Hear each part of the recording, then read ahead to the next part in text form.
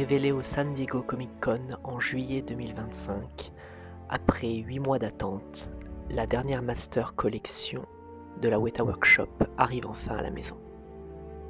The Fellowship of the Ring,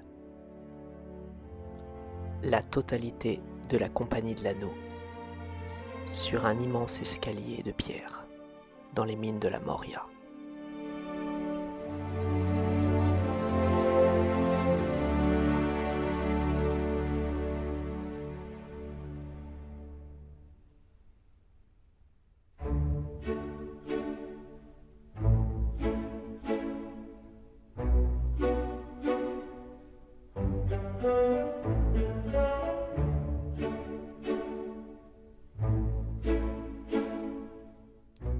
« 389 exemplaires pour cette figurine.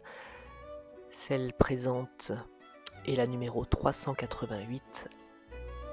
Le caractère exceptionnel de cette figurine tient au nombre de sculpteurs principaux qui ont travaillé dessus. Nous avons Bawal, Gary, Moreau, Georgelina, Jason, Simon, Daniel, Zawi, Richard, Sean et Tagish. Beaucoup de fraîcheur à prévoir sur cette figurine.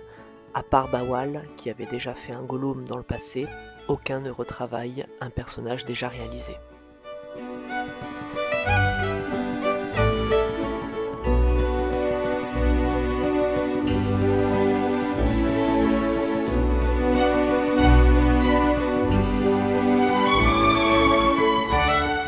Comme toutes les Masters Collection, celle-ci vient avec un certificat d'authenticité et une belle représentation par Alan Lee de la communauté de l'anneau dans les mines de la Moria, un dessin que nous connaissons déjà par rapport aux différents projets qui avaient été faits pour le film il y a 25 ans maintenant.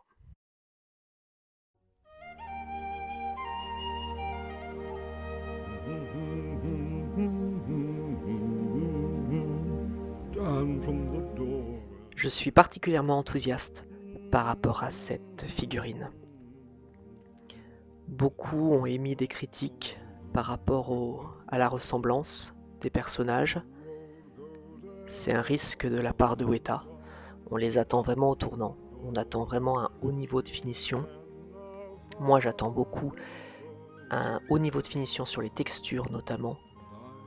Je veux avoir plus que ce que l'on peut trouver sur une classique série. Je veux avoir quelque chose proche de ce que l'on a dans les éditions limitées, avec de la finesse sur la résine utilisée, sur les textures, sur le détail. Je veux voir les broderies sur les habits. Je veux sentir les différentes couches de vêtements les unes sur les autres. Je ne veux pas les voir arriver d'un bloc de résine coulée comme on pouvait avoir il y a 20 ans. J'attends vraiment quelque chose qui a la beauté et l'innovation des nouvelles figurines Weta et le charme de cette entreprise qui nous fait rêver depuis 25 ans tant sur les films que sur les produits finaux que l'on collectionne tous avec beaucoup d'amour.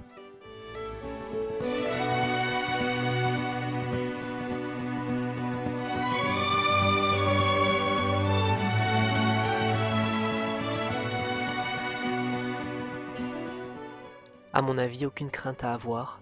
En général, ce que l'on obtient de chez Weta est assez proche du prototype. Des erreurs parfois au niveau de la peinture. Et j'espère que ce ne sera pas le cas ici.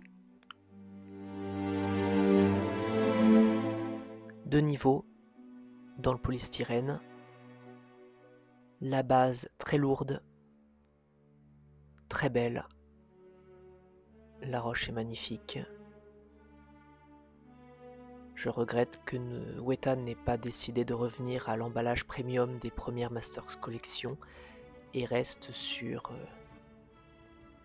du papier de soie. Mais c'était à prévoir. Ce que je vois est très beau.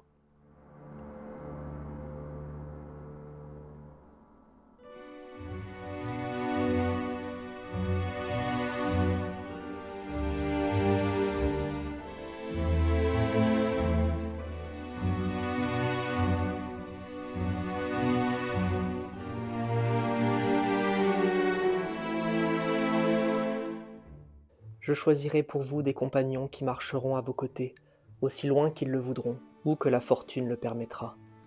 Leur nombre devra être restreint, car votre espoir réside dans la hâte et le secret.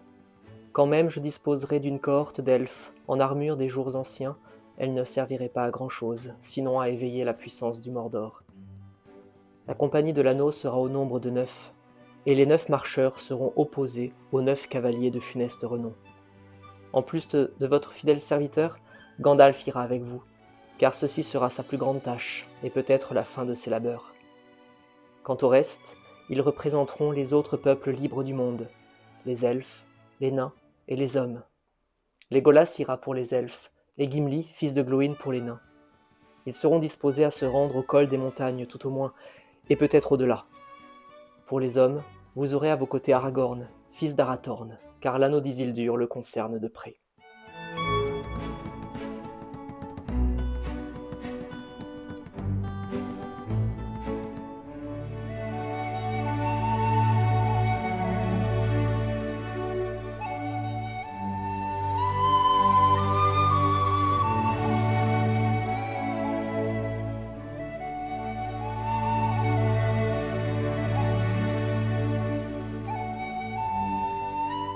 On commence par Gollum, sculpté par Bawal.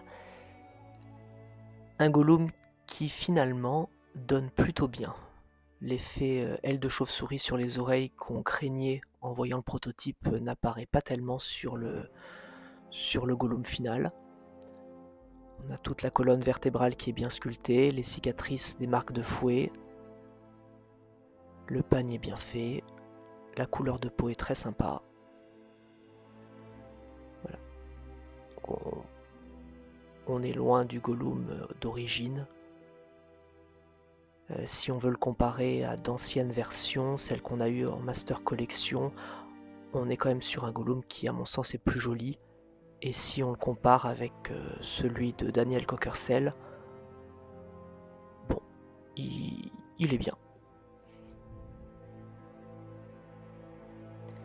Ça m'a été sculpté par George Elina. Beaucoup de finesse sur le travail de sculpture. Si on regarde le visage, il aurait mérité peut-être d'être un peu plus joufflu avec un peu plus de cheveux, mais à mon sens, c'est le plus beau Sam qu'on ait eu de chez Weta, Master Collection comprise. Les vêtements sont vraiment bien détaillés, bien texturés, beaucoup de finesse sur la cape, et sur ces vestes on retrouve le travail de finesse sur les éditions limitées avec vraiment des couches de vêtements, des couches de résine qui se superposent. On est au-dessus d'une classique série, c'est certain. L'attirail dans le sac à dos par contre est très fragile. On ne retrouve pas le choix des matériaux qui avait été fait précédemment avec des outils en plastique qui donnaient de la souplesse. Là, l'ensemble est très cassant. C'est un très beau travail. Vraiment un très beau travail. Alors c'est un peu bizarre de le voir sans main. Les mains sont toutes séparées. Oui, si on le regarde par rapport au Marais des Morts, ou encore avec une plus ancienne version, on est sur un Sam très très très beau, en particulier de profil.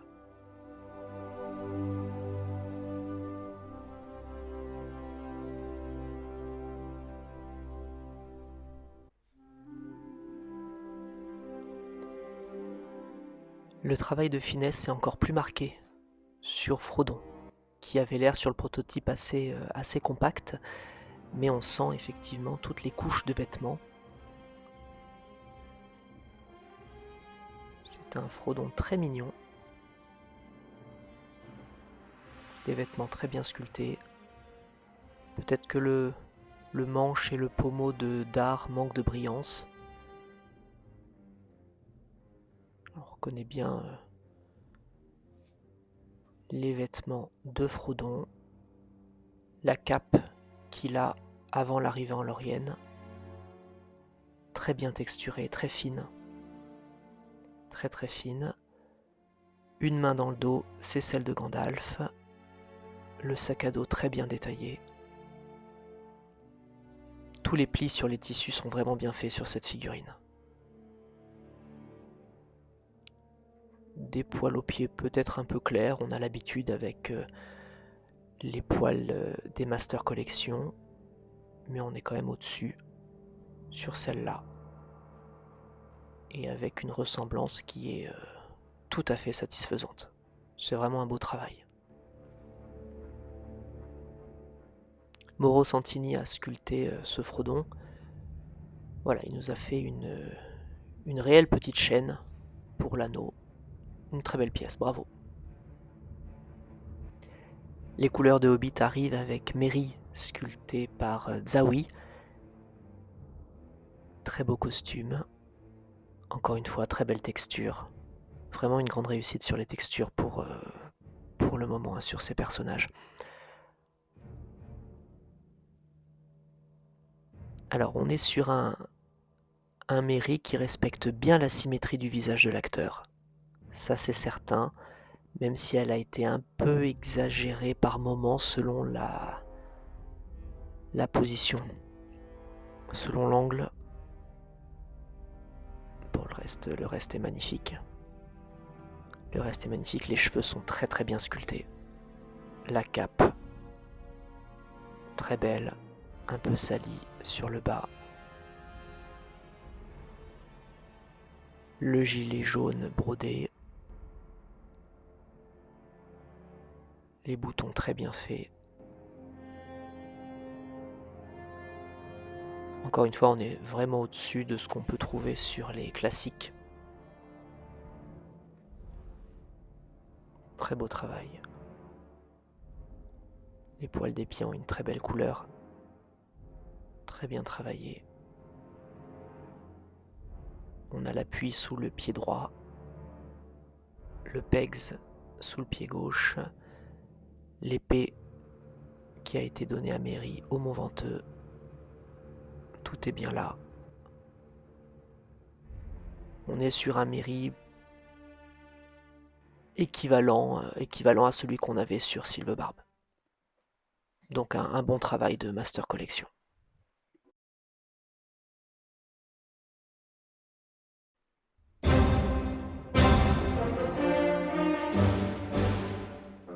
On finit les Hobbits par Pipin.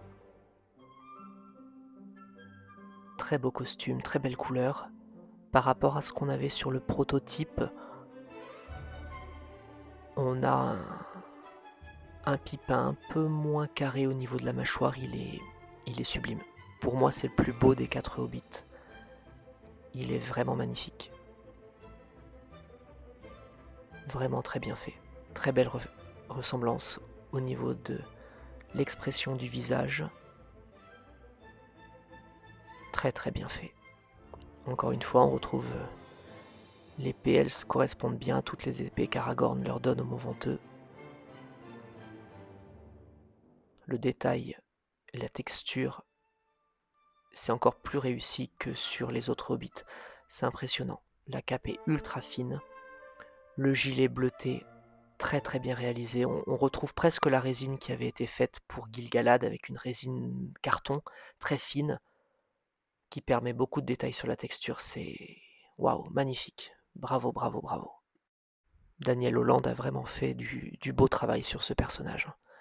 Et la peinture est très bien réalisée. La peinture sur le visage est magnifique. Je suis très impressionné.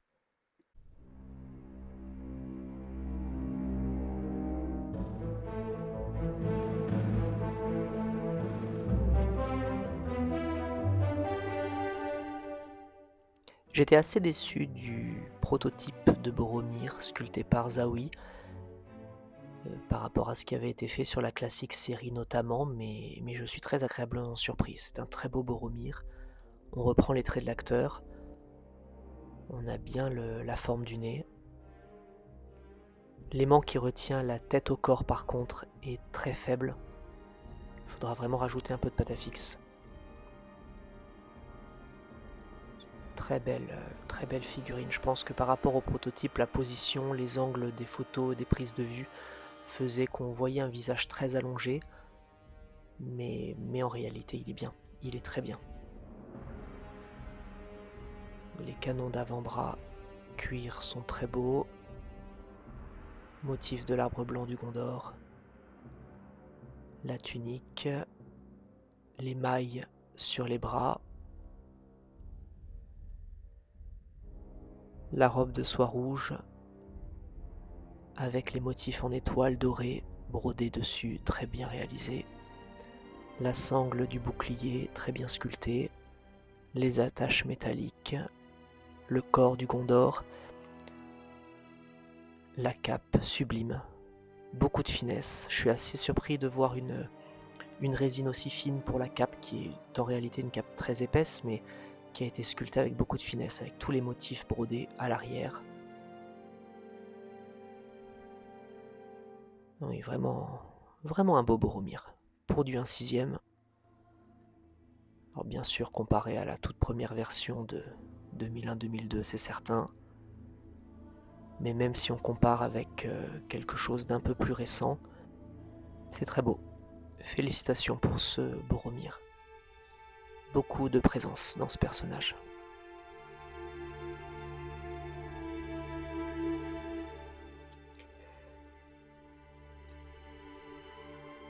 Legolas, sculpté par Jason. J'avais vraiment peur du visage. J'étais assez étonné en regardant le prototype par rapport à ce que Jason nous avait proposé dans le passé. Mais c'est ma plus grande surprise. Il est sublime, il est magnifique. Je suis totalement amoureux de ce Legolas. Il est parfait, il est réellement parfait. De profil, c'est totalement lui. Bon, le reste de la sculpture est sublime. Hein. Les cheveux peuvent parfois être un peu grossièrement positionnés.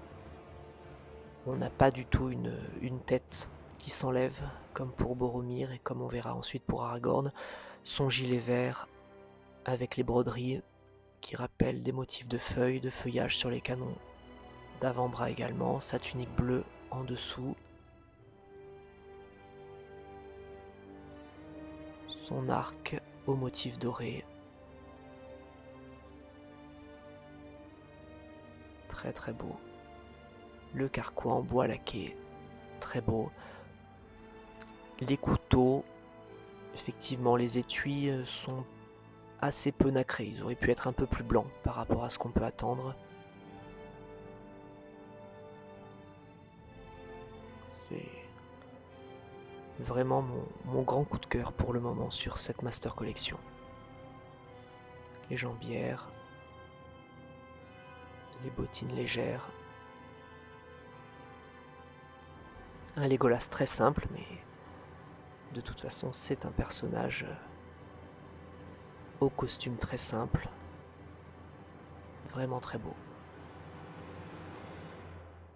Vraiment bien réussi.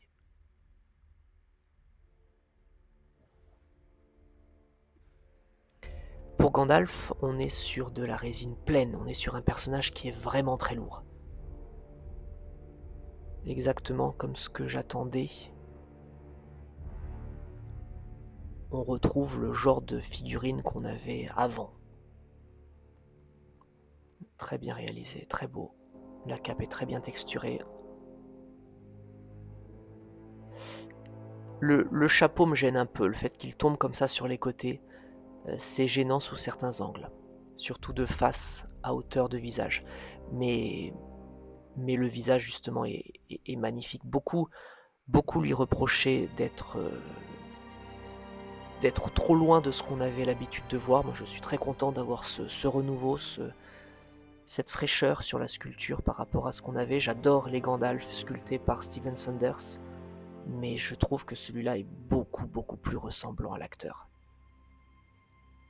Les cheveux ondulés ont peut-être gêné les gens, mais on a bien ces cheveux ondulés sur le personnage. La barbe est très bien sculptée, les yeux froncés peut-être, mais non, c'est très très beau. À part le chapeau me gêne encore un peu. Il reste 2 figurines, les 2 sculptées par Gary Hunt. J'attendais beaucoup de ces figurines par rapport au prototype qui promettaient d'être les plus belles de la communauté. Il est très beau ce Gimli. Il est très beau. Peut-être que la tunique en cuir est un peu terne, les mailles plates brodées de doré sont magnifiques, les protections en cuir doré, c'est sublime. Là, le doré a été magnifique. Les armes, alors elles ne sont pas en métal, malheureusement, ça c'est assez dommage. Tout l'attirail arrière de Gimli est parfaitement détaillé, très beau. Le casque est un peu terne aussi, autant ils nous ont fait un doré magnifique sur les protections en cuir sur les bras, autant sur le casque on est un peu timide sur le doré. On est un peu timide. Donc bien sûr pas de hache double lame, rappelons que c'est à l'intérieur du tombeau de Balin qu'il trouve cette hache. Par contre sur le côté gauche dans l'anneau, première version de sculpture, on aurait dû avoir sa hachette. Là ils l'ont enlevé, comme on le voit d'ailleurs quand dans les scènes de la communauté, on le voit quitter Foncombe, il n'a pas cette hachette alors qu'il l'a. Donc ça, des problèmes de faux raccord, ils ont dû faire un choix je pense pour la sculpture au final sur la place, mais un Gimli magnifique, la barbe est sublime, le visage est sublime, on sent toute la tristesse du personnage. Bravo, vraiment bravo Gary pour ce Gimli. Très bien peint, très bien fidèle au prototype. Peut-être un peu plus clair au niveau du visage que le prototype, un peu plus terne au niveau du costume, mais c'est un beau Gimli, c'est un très beau Gimli. On termine avec Aragorn. Le prototype vendait vraiment du rêve. Gary nous promettait le plus bel Aragorn jamais sculpté, tout studio confondu. J'ai été un peu déçu par la tête toute seule en sortant de l'emballage, mais une fois remise sur le corps, on retrouve bien le prototype. Les yeux peut-être posent encore un peu problème, ils sont un peu rentrés, comme ce que nous proposait Daniel Cockersell dans la classique série Chasseur des plaines. On retombe un peu sur ces travers-là, surtout de profil, de ce profil-là. Il a une tête un peu bizarre. De l'autre côté, il est sublime. De l'autre côté, on retrouve pratiquement le prototype. Pour moi, c'est la seule qui est un peu en dessous du prototype, au niveau du visage. Mais il reste néanmoins le plus bel Aragorn qu'on ait eu. Sans hésiter, c'est un Aragorn magnifique. Je ne vois pas d'Aragorn plus joli que lui en visage résine. C'est sublime. Alors on a tout le costume qui est super bien détaillé, très fin. Son manteau en cuir est très bien fait, beaucoup de finesse. Son épée est belle, ses bottines usées, magnifiques. Son pantalon en laine noire, très beau, usé aussi. Son petit arc. Sa cape enroulée autour de lui. L'anneau de Barahir est très bien fait, très bien détaillé. Son collier étoile du soir, pierre elfique, magnifique, vraiment très bien détaillé, vraiment très beau. Et la torche est très bien faite. Très bien faite. Bravo pour cet Aragorn, qui reste le meilleur Aragorn qu'on ait. Vraiment un grand bravo pour cet Aragorn. L'escalier de pierre est immense et très lourd. Ça a été difficile de le sortir de son emballage.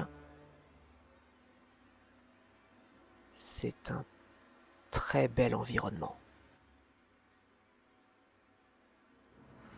Vraiment magnifique. On a tout l'aspect pierre humide, poussiéreux. On est plongé totalement dans le décor du film. L'une des critiques principales avait été de ne pas avoir une figurine extraite directement d'une scène bien précise, mais en regardant le film, en regardant cette figurine, on est totalement plongé dans les mines de la Moria. Que ce soit par cet immense pilier de pierre tagué par les orques, l'effet eau, alors ça fait un effet un peu mat. C'est pas mon effet préféré sur l'eau, mais c'est cohérent avec la poussière. Ah, le message, le fameux message secret qui nous remercie à nous collectionneurs d'être là.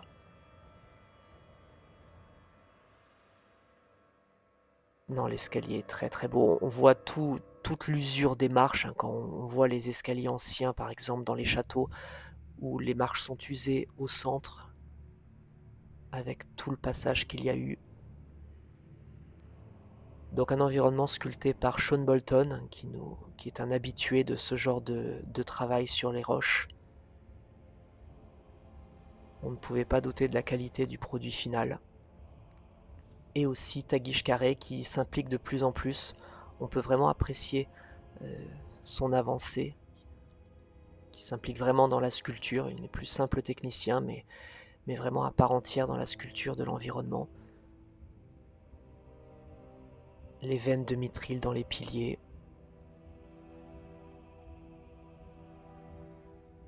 Très bien peint, très bien sculpté, très poussiéreux, très uniforme. Sur les marches, mais beaucoup plus humide, beaucoup plus sombre sur le côté. C'est un sacré environnement.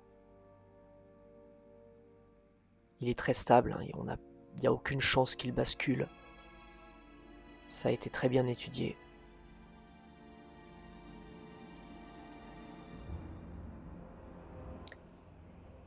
Allez, on est parti pour le montage.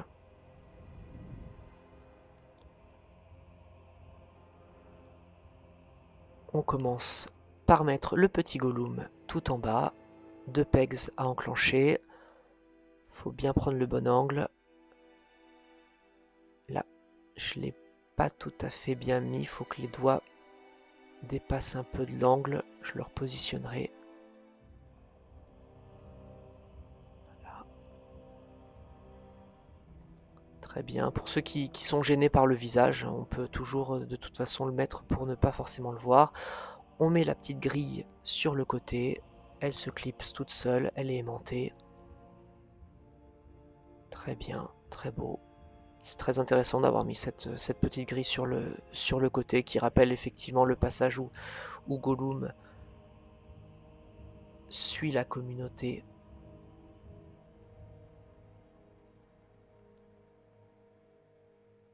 On va placer Aragorn. Il ferme la marche. Alors effectivement, dans le livre, il n'a pas de torche. Dans le film, il en a une.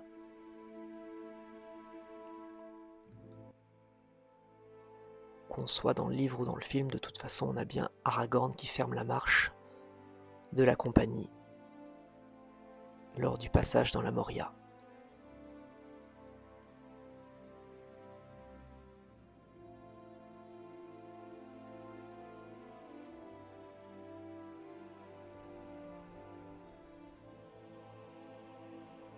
Pareil, 2 pegs pour Aragorn avec sa torche. Alors il faut faire assez attention avec la torche pour ne pas heurter la roche du haut. Voilà, ça s'enclenche bien. Il y avait du polystyrène pour éviter que dans le transport la résine travaille. Tout était bien calé, tout était bien noué. Ça a vraiment bien été prévu. Ouais, il est beau, il est très très beau. Il est très très beau. Ouais, on est totalement sur le prototype. Si on zoome vraiment sur les yeux, on peut faire un reproche, on peut faire une critique négative dessus, mais à 50 cm, on est tout aussi bien que le prototype.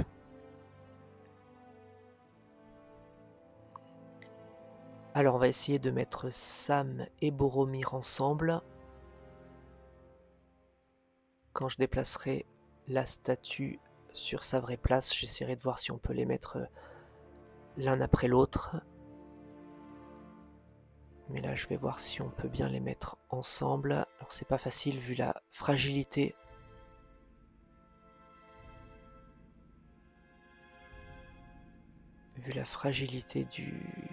de l'attirail de Sam.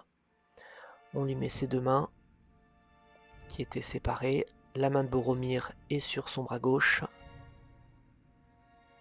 On va venir enclencher le bras de Boromir sur la main. Et on va essayer de les mettre ensemble à leur place. Donc vraiment un très beau choix. En général, dans le film, on voit plutôt Boromir aider Merry et Pippin. Là, pour la cohérence de la scène, c'est une très bonne idée. La marche est cassée. Sam n'a pas la possibilité de la franchir seul. Et Boromir vient l'aider. On a vraiment le Boromir du livre avec... il a conscience que les hobbits ont plus de difficultés dans ce voyage. Et il est là, homme fort, pour les aider.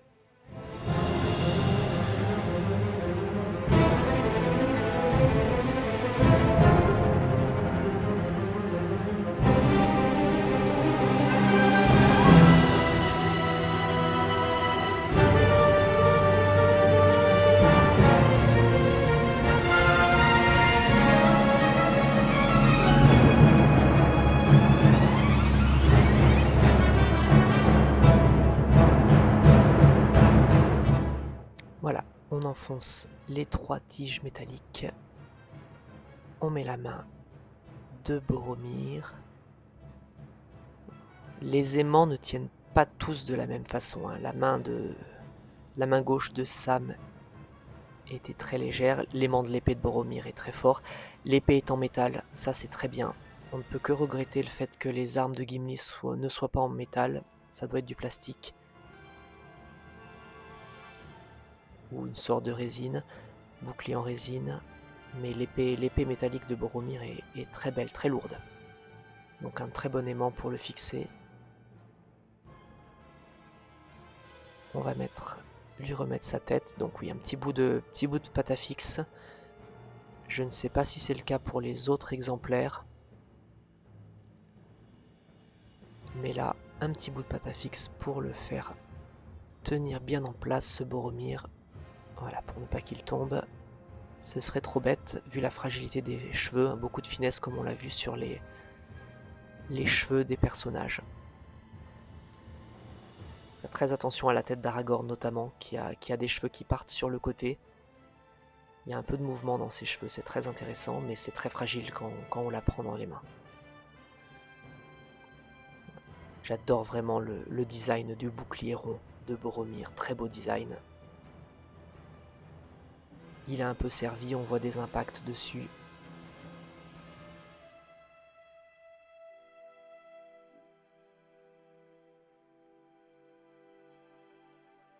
Cette figurine est magnifique.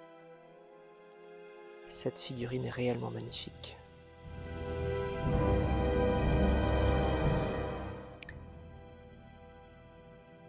Alors le bras gauche de Gimli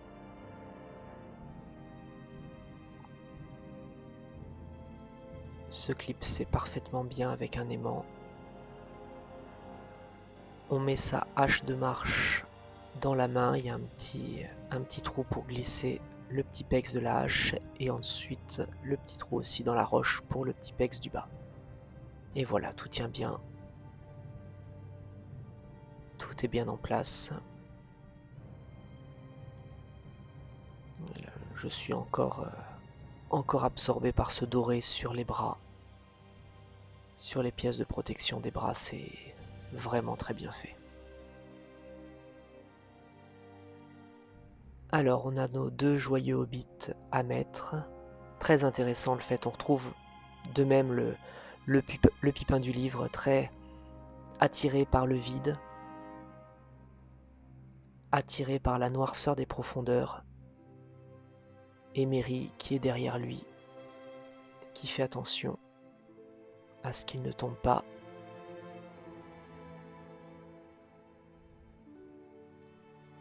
Non, de profil il est parfait. De face il est un peu discutable ce Merry, mais de profil il est très très beau. Donc les mains à mettre séparément, cette fois les aimants tiennent très bien.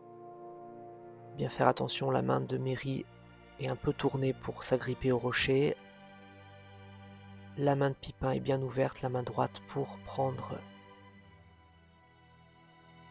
le rocher, pour presque s'appuyer dessus. C'est très très beau. C'est très très beau. Oh oui, qu'il est beau. Vraiment, vraiment magnifique ce Pipin.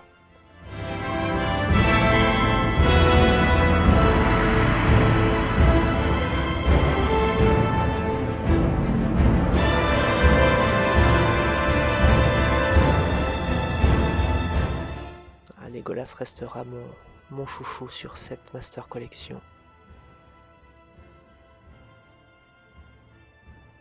J'étais resté tellement dubitatif sur le visage du prototype, je ne m'attendais pas à ce qu'il soit aussi beau. J'aurais vraiment dû faire confiance à Jason.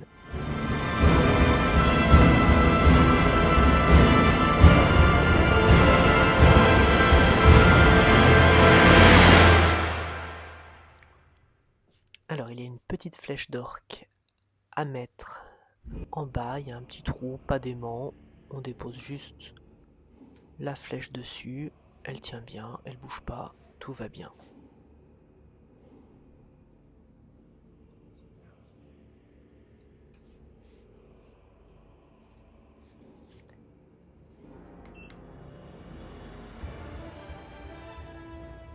Il a encore une flèche à lui glisser dans les doigts et puis toutes ces flèches dans son carquois.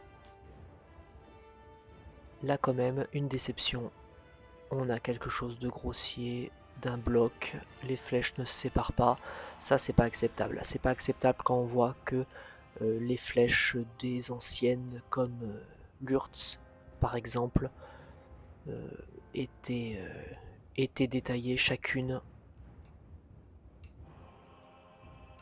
Bon là on glisse, il n'y a pas forcément de sens. On ne pose pas forcément d'aimant non plus, ça bouge un peu. Là ils auraient vraiment pu faire quelque chose de mieux sur ces flèches à mettre. Ouais, bon, c'est un tout petit détail. Mais ça c'est pas au niveau d'une Master Collection. Donc on met la corde entre ses doigts et puis on vient clipser la flèche.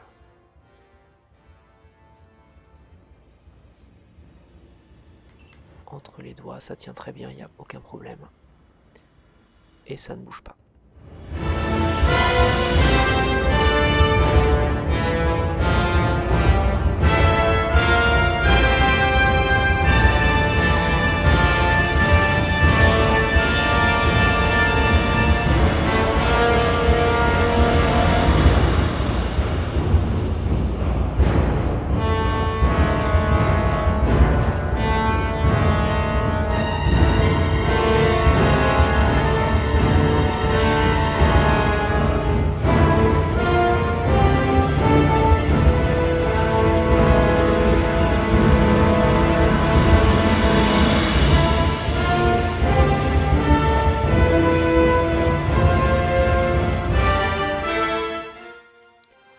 On place le petit Frodon. On viendra mettre Gandalf pour que son bras s'emboîte sur sa main.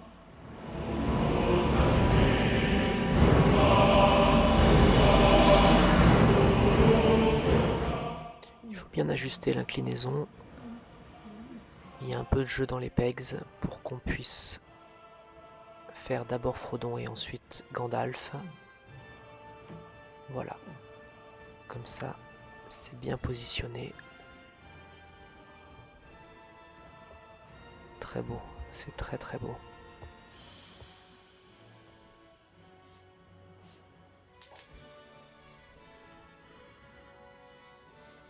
J'aime beaucoup qu'ils aient respecté la bonne inclinaison du bâton avec les branches qui sortent vers l'avant et pas vers l'arrière, comme on peut le voir dans d'autres figurines. Le regard de Frodon sur Gandalf, c'est très beau.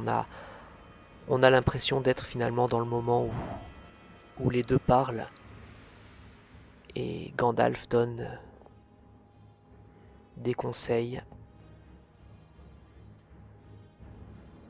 L'ensemble est très très beau. Oui, il faut un socle tournant. Il faut un socle tournant pour une figurine comme ça. Si on veut pouvoir profiter des différents angles pour les visages des personnages, pour leur posture, pour comprendre la totalité de l'histoire que Weta veut nous raconter, il nous faut un plateau tournant. Donc bien sûr, elle ne va pas rester là. Je vais la démonter entièrement. Je vais la placer sur le socle en bois que j'ai construit dans l'entrée. Elle tient ses promesses. C'est réellement une figurine qui tient ses promesses. Pour moi, on est au-dessus du prototype. On est au-dessus de...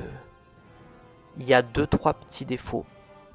Les yeux pour Aragorn, les flèches pour Legolas, 2-3 angles sur certains visages, mais on est au-dessus du prototype. Elle est bien plus belle que ce que je ne pensais, et je pensais qu'elle serait très belle. Un grand bravo Weta pour cette magnifique réalisation.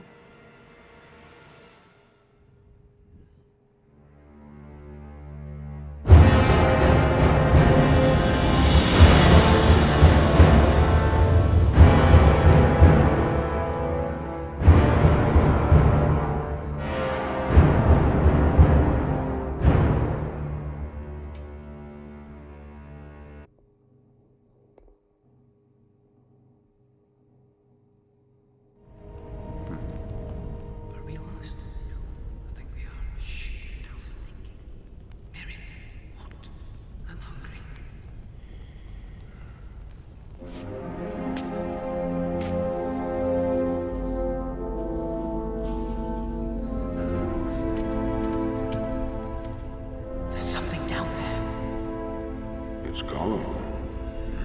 Gollum? He's been following us for 3 days. He escaped the dungeons of Barad-dûr. Escaped. Or was set loose. And now the ring has drawn him here. He will never be rid of his need for it. He hates and loves the ring, as he hates and loves himself. Smeagol's life is a sad story. Yes, Smeagol, he was once called, before the ring found him. Before it drove him mad. It's a pity Bilbo didn't kill him when he had the chance. Pity? It was pity that stayed Bilbo's hand. Many that live deserve death, and some that die deserve life. Can you give it to them, Frodo? Do not be too eager to deal out death and judgment. Even the very wise cannot see all ends. My heart tells me that Gollum has some part to play yet, for good or ill. Before this is over. The pity of Bilbo may rule the fate of men.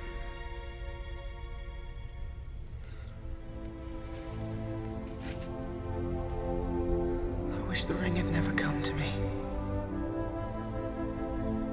I wish none of this had happened. So do all who live to see such times, but that is not for them to decide. All we have to decide is what to do with the time that is given to us.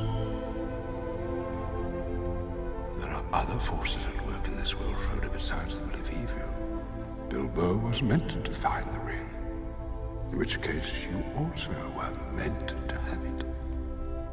And that is an encouraging thought.